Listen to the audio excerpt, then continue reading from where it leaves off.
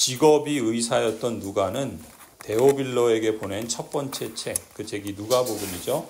이 누가복음에서는 예수님이 무엇을 행하시고 가르치셨는지를 기록했습니다. 그리고 이어서 두 번째 책이 오늘 우리가 읽은 사도행전이죠. 이 사도행전에서 누가는 예수님의 십자가와 부활을 경험한 제자들의 그 뒷이야기, 다시 말해 사도들의 행적과 교회의 시작과 하나님 나라 복음이 이방인들에게까지 증거되는 역사를 기록하고 있습니다. 1절 보시면은 데오빌로님, 나는 첫 번째 책에서 예수께서 행하시고 가르치신 모든 일을 다루었습니다. 거기에 나는 예수께서 활동을 시작하신 때로부터 그가 택하신 사도들에게 성령을 통하여 지시를 내리시고 하늘로 올라가신 날까지 하신 모든 일을 기록했습니다.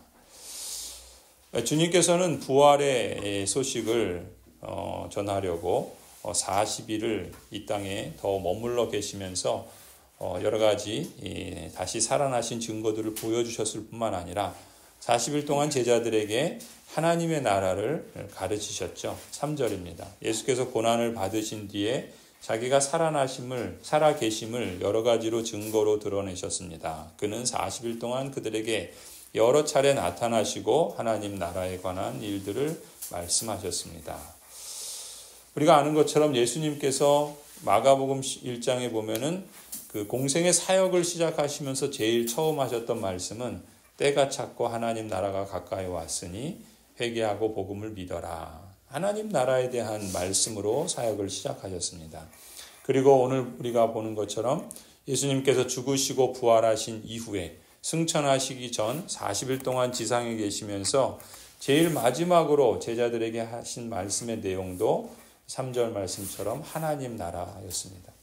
그리고 예수님께서 이 땅에 보내심을 받은 목적도 누가복음 4장에 보면은 나는 하나님 나라 복음을 전하여야 하리니 나는 이 일을 위해 보내심을 받았다라고 당신의 그 부르심의 보내심의 목적도 하나님 나라였다라는 것을 밝혀주십니다. 그렇게 보면은 예수님이 처음 하신 말도 하나님 나라요, 마지막으로 하신 말도 하나님 나라요, 보내심을 받은 목적도 하나님의 나라입니다. 그리고 예수님께서는 그가 전한 것을 복음이다, 굿뉴스다 라고 말하는데 바로 그 복음의 내용, 그 좋은 소식의 내용이 바로 하나님 나라다라는 것을 우리가 알 수 있죠.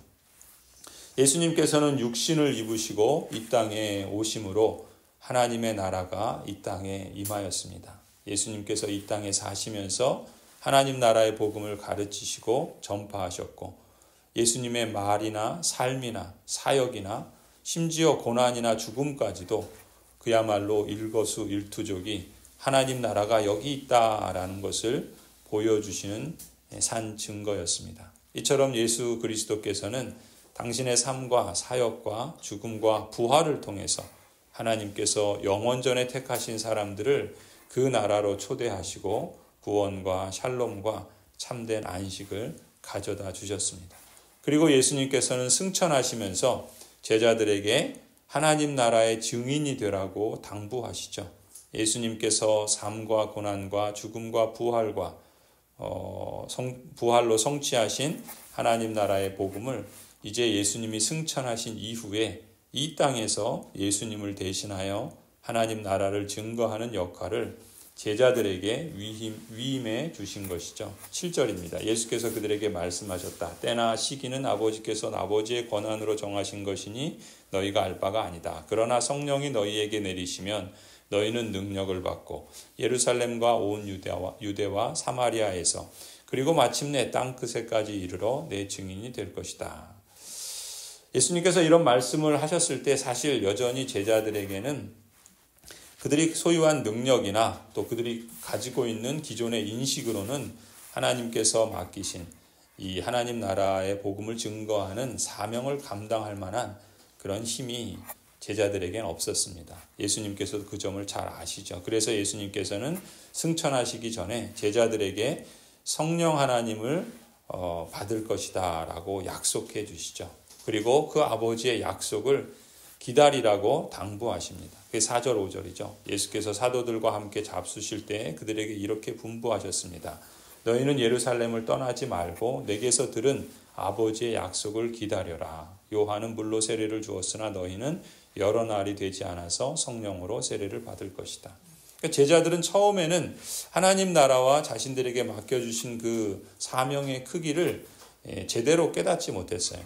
그들이 이해한 하나님의 나라는 그저 자기 민족, 자기 혈통, 이 정도의 경계밖에 벗어나지 못하는 거예요. 그야말로 이스라엘의 경계, 자기의 삶의 그 작은 그 우물안 같은 그런 경계만을 고집하면서 그것이 회복되기만을 기다렸던 것이죠. 그런 수준이었던 거예요. 6절에 보면은 사도들이 한 자리에 모였을 때 예수님께 여쭈죠.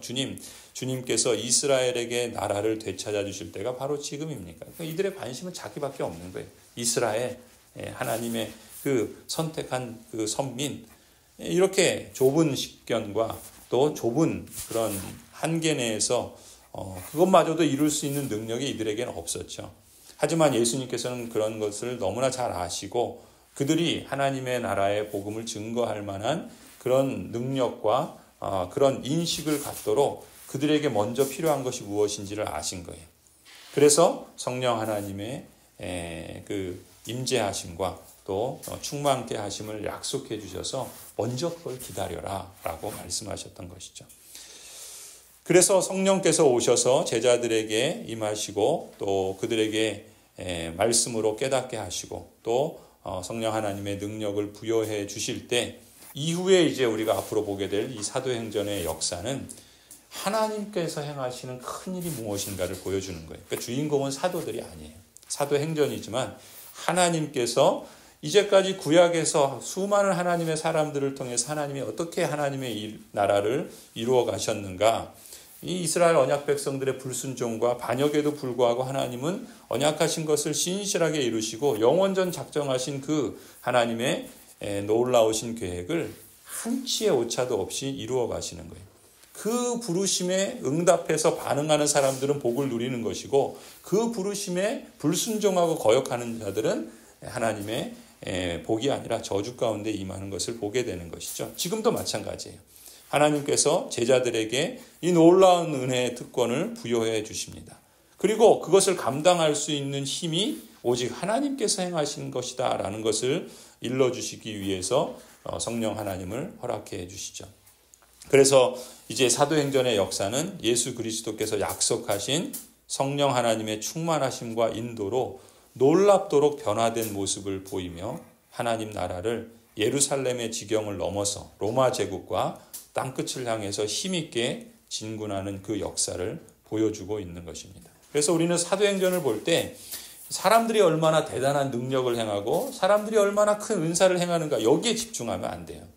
지금도 그런 거에 집중하다 보니까 자꾸 사람이 주인공이 되고 또 그러다 보면 사람이 사도행전에 보면 그거 나오거든요. 그런 역사에 집중한 사람이 자기도 그런 능력을 달라고 그렇게 행하는 걸 볼 수 있어요. 그게 교회가 빠질 수 있는 오류요 또 반복되는 역사라고 볼 수 있습니다. 하나님은 그렇게 일하지 않아요. 하나님께서는 친히 당신의 능력과 당신의 계획을 따라서 친히 일하십니다. 그리고 그 하나님의 일하심을 알고 거기에 순종함으로 책임있게 응답하는 사람이 하나님의 복을 누리는 거예요. 그것이 진정 하나님 나라의 증인이라고 볼 수 있습니다. 그러니까 하나님만이 주인공이지 사람이 자꾸 거기에 주인공이 되려고 하면 안 된다는 것이죠.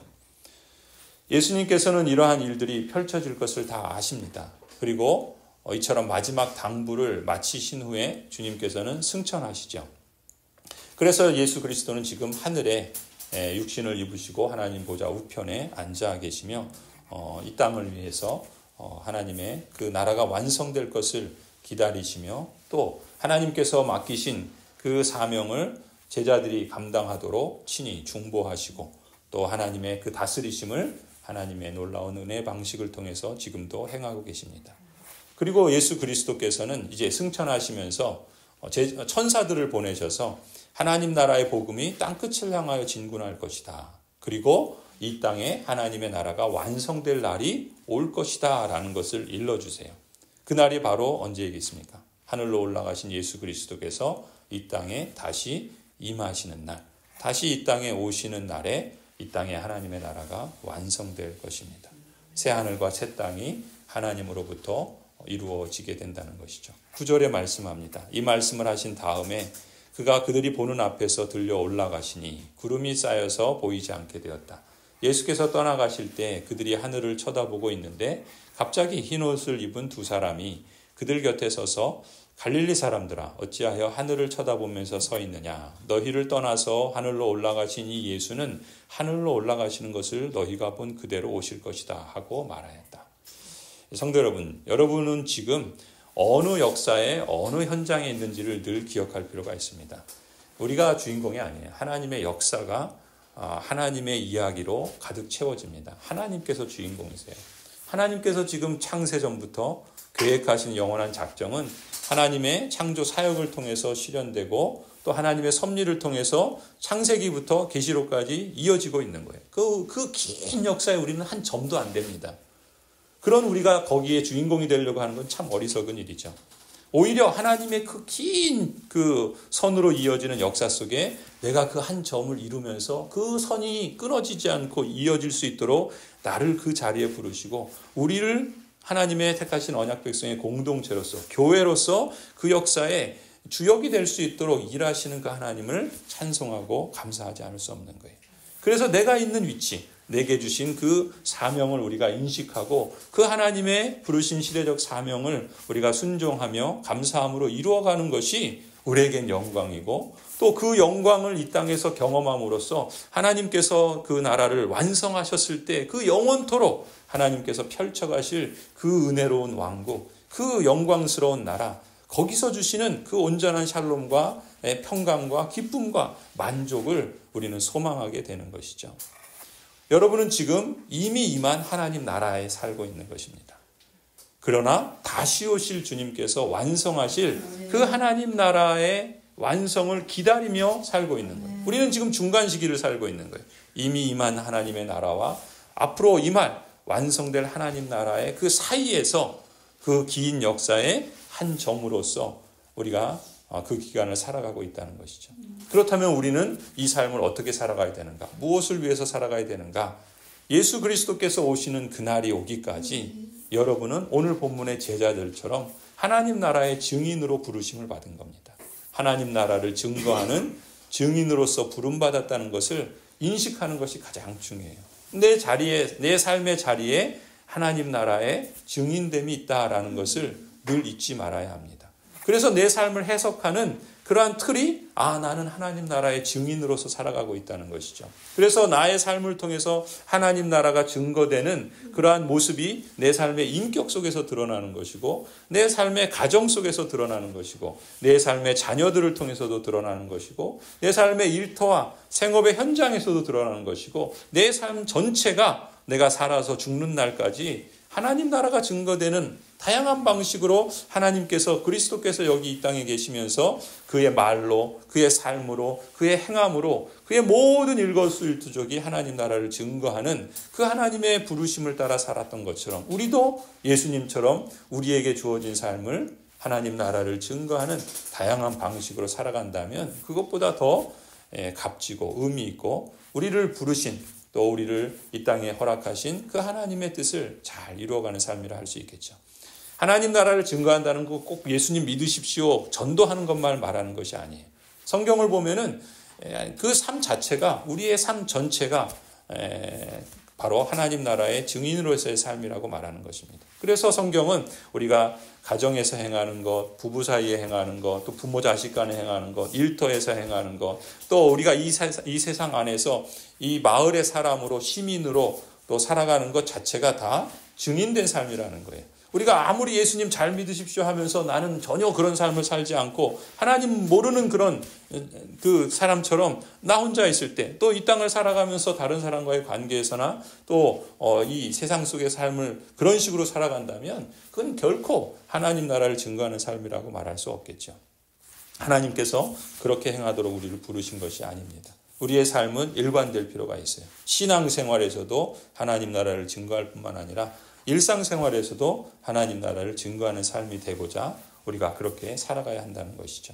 그렇게 살아가다 보면 어느 순간 주님께서 우리를 호련히 부르실 때에도 기꺼이 감사함으로 하나님 나라에 들어가게 될 것이고 우리가 살아서 그리스도의 재림을 맞이한다면 그것도 또한 또한 놀라운 영광을 우리가 맞이하게 되는 것이겠죠.